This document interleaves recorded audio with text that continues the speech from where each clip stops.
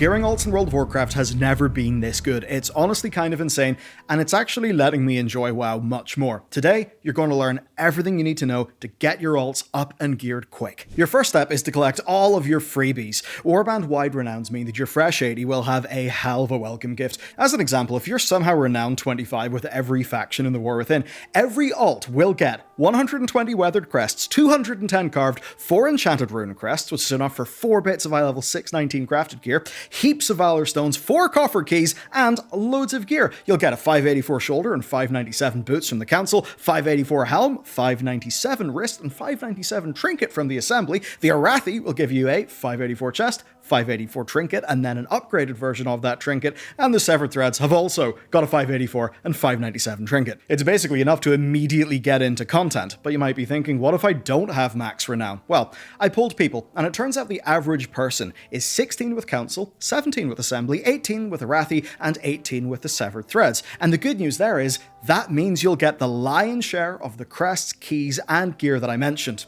And once you realize that these renown rewards are just a freebie for every subsequent character, well, getting those renowns does feel a lot more motivating.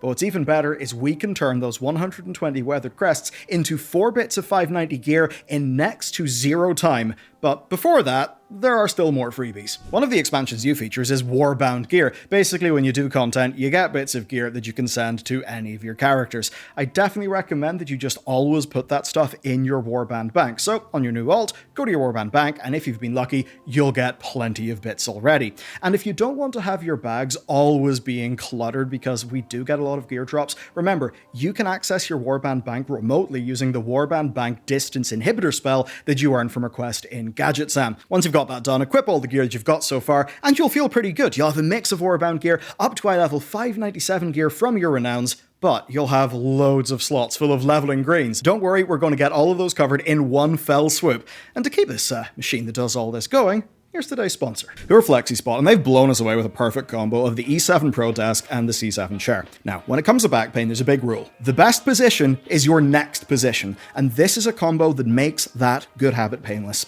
The desk is also not flimsy aluminium, right? It is automotive grade steel, 4 nice big thickened legs, and it's basically wobble proof. The wobble that plagues standing desks is simply not here. And then, of course, you can set your custom perfect height for sitting and standing and move between them with the press of a single button. And the motors are damn strong, right? Between that and the steel build, it takes 440 pounds, which is many pounds. And then, when it's time to sit, you've got the C7, and that is everything you need. There's a relaxed mode with a footrest for chilling, a 93-degree lock for an upright mode when you want to be dialed in. There's lumbar support that's incredible. You've got forward tilt, depth, 3D armrest adjustment, and ergonomically, there is no comparison between a proper ergonomic chair like that and a bucket racer-style gaming chair that'll hurt your back. Now, I write a lot of WoW videos, I play a lot of WoW, and I have had a few very painful years with a complex back injury that just has been a real challenge, right? So, trust me, it is important to take care of this stuff. This is a combo that'll really help you, and FlexiSpot have got your back. So, yes, you will get a discount if you use my link, which is down below,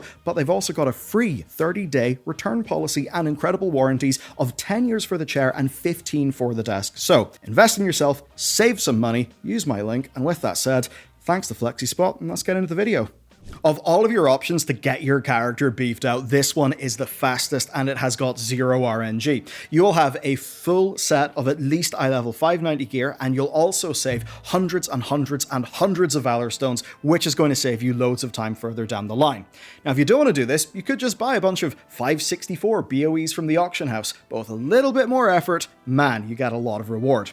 What we're going to do is make a full set of crafted gear at iLlevel 590. To cover every slot, you would need 480 weathered crests, which you can actually get. The cap is pretty high now. Don't worry though, you won't have to farm that many. Your renowned gear and your Warband gear will have loads of your slots covered already, and just from getting your renown freebies, you'll probably have enough weathered crests on your character to immediately make 4 bits of this gear. Now, if you need more weathered crests, the current fastest way to get them It's pretty strange. You just fly through these balls. Now, these balls spawn in whichever zone has got the Radiant Echoes event. Flying through them will net you 1 to 2 weathered crests. So slap on a podcast, get flapping, and in just 15 minutes, I got 78 of them, even though I was in the Ringing Deeps, and I find the Ringing Deeps in Ashkahet tend to be slower than the other 2 zones. Now that you've got the crest you need, just go to Lande in Dornagal and buy Nascent Weathered Harbinger crests from her. Each one of them will cost you 30 weathered crests, and you'll of course need to buy one of these for each bit of gear you want crafted.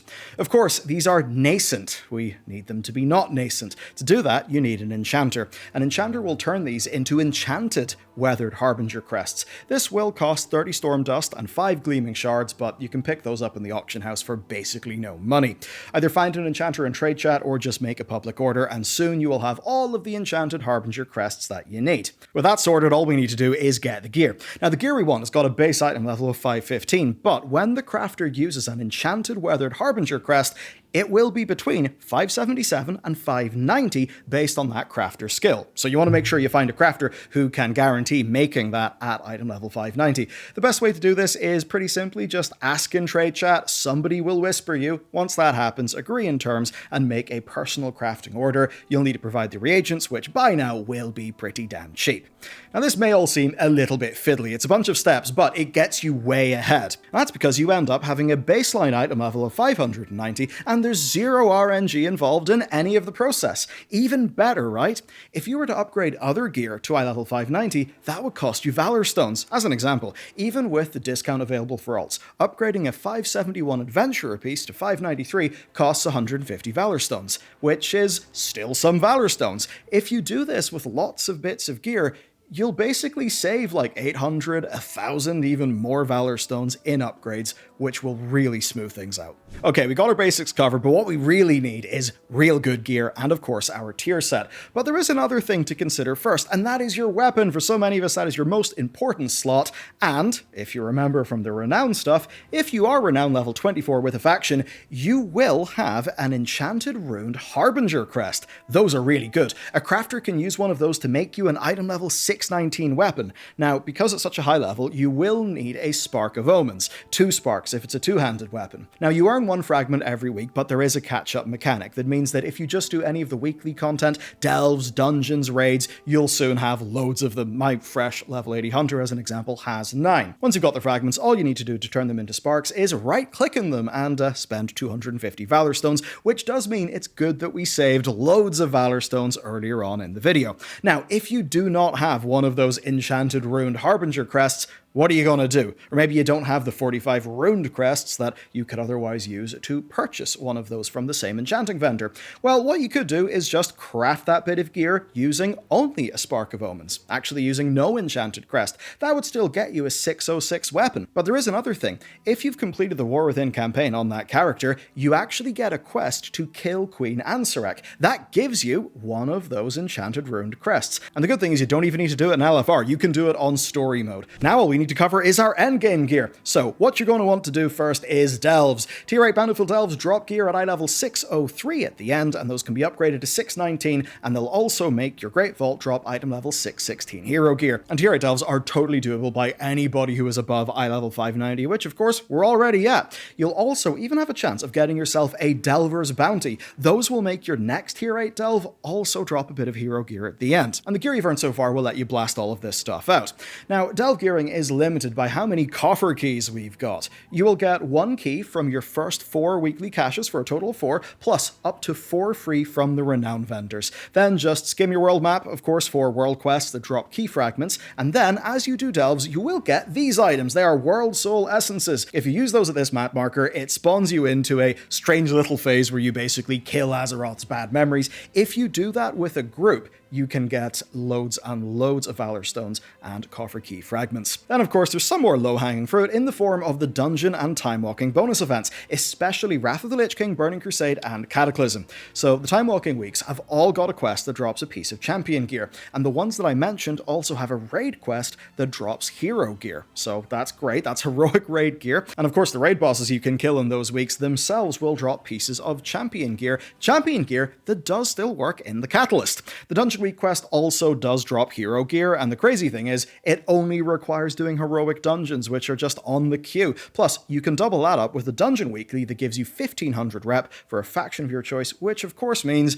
your alts will get even more freebies when you go and make them. Next then, let's talk about tier. Tier gear is easier than ever, but it really has shocked me the number of people who just do not know that the catalyst exists, as in people who have went to the catalyst, picked up the quest because it was on their map, immediately completed the quest, and flew away not reading a single piece of text, therefore not even knowing the feature exists.